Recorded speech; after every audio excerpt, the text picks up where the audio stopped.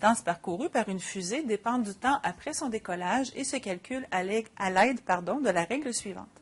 Y égale à 20x au carré, où x représente le temps en minutes et y représente la distance en kilomètres. Tracez le graphique de cette relation. Premièrement, on fait une table de valeurs. Ici, vous remarquerez qu'on a seulement mis des valeurs positives. Alors que je vous ai dit précédemment, mettez-en des négatives aussi. C'est qu'on doit tenir compte de la situation ici. C'est une situation où une fusée décolle selon le temps. Je n'aurai pas un temps négatif, je n'aurai que des valeurs positives. Alors, je dois tenir compte du contexte.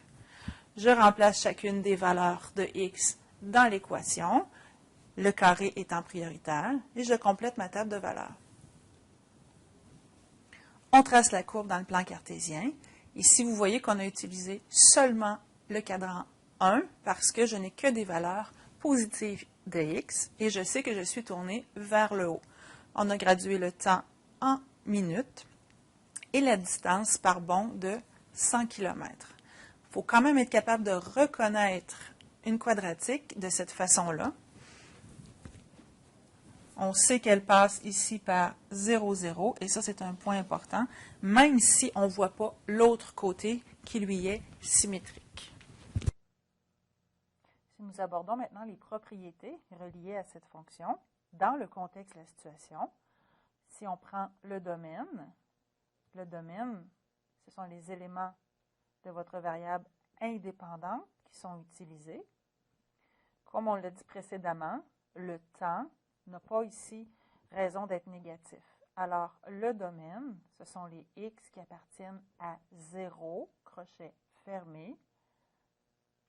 Ici, on pourrait dire à plus l'infini, même si dans la situation réelle, la fusée, à un moment donné, va arrêter de monter, mais on ne sait vraiment pas quand et ça va être quand même assez loin. Donc, on ne peut pas dire quand est-ce que ça s'arrête. On dirait jusqu'à l'infini.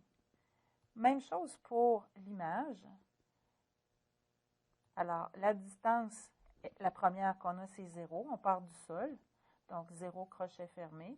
Et on monte ainsi à l'infini pour la même raison, c'est qu'on ne sait pas quand est-ce qu'elle va s'arrêter de monter. L'ordonnée à l'origine, c'est la même aussi que l'abscisse à l'origine parce qu'on a le point 0, 0. Ensuite, on peut dire de cette fonction qu'elle est croissante sur tout son domaine. Elle est croissante de 0 à plus l'infini. Ce sont pour des valeurs de x. Cette fonction-là aussi, elle est toujours positive parce qu'on ne peut pas avoir une distance qui est sous la barre des zéros, une distance négative. Alors, le signe de cette fonction serait positif de 0 à plus l'infini. Encore là, c'est pour des valeurs de x. Extrémum, eh bien, on aura un minimum à y qui vaut 0 et nous n'aurions pas de maximum.